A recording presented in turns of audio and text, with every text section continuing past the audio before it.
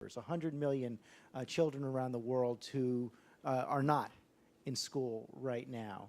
And we know one of the major reasons is, and in much of the developing world, you actually have to pay to go to school. Of the 94 poor countries in the world, only 16 don't have fees. We have seen, and Kenya is one of the best examples of this, when the fees are eliminated, enrollment skyrockets. This really has been our biggest problems. One of them is to provide access. Number two is to ensure that we also expand access.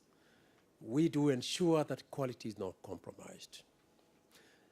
The third thing which is important is that because secondary education in Kenya has been very expensive, we have to make it affordable. We have decided to waive all these fees. This is tuition fees. That we believe is very important.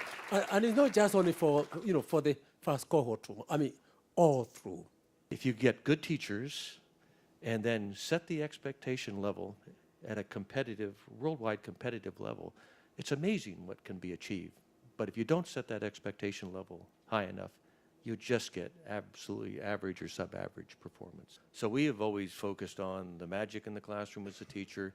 If you have teachers with good skills, you get good results. The teacher is at the center, really, of quality. Access itself, and I believe that is really the main topic today, is not sufficient. One has also to implement other reforms to ensure that there is quality education that is being provided, because education per se, without quality, is not going to be able to achieve the desired results. And the British government's approach has been to say we really need to tackle this at three levels. First of all, we need to build schools.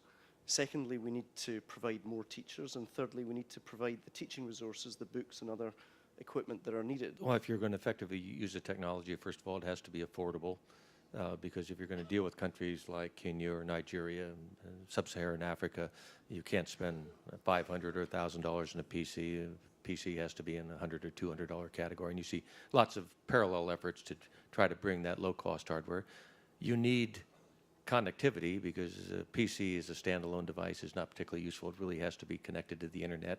That exposes a child to the world. I think quality has to be defined in terms of outcomes. It's a live policy debate in America, as we've heard, here in the school district in New York. And it's equally a live debate in the United Kingdom.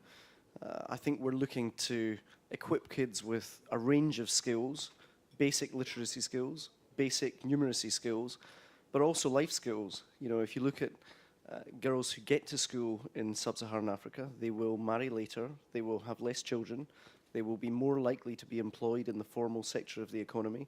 That I think is those kind of outcomes which will be the ultimate measure of the success of what we're doing. We've got a job to do as donor governments. Host governments have got a job of work to do. But this is a job for all of us in this room. We can't do it without the active participation of engaged and concerned citizens, engaged and concerned corporations, and there's quite enough work for all of us.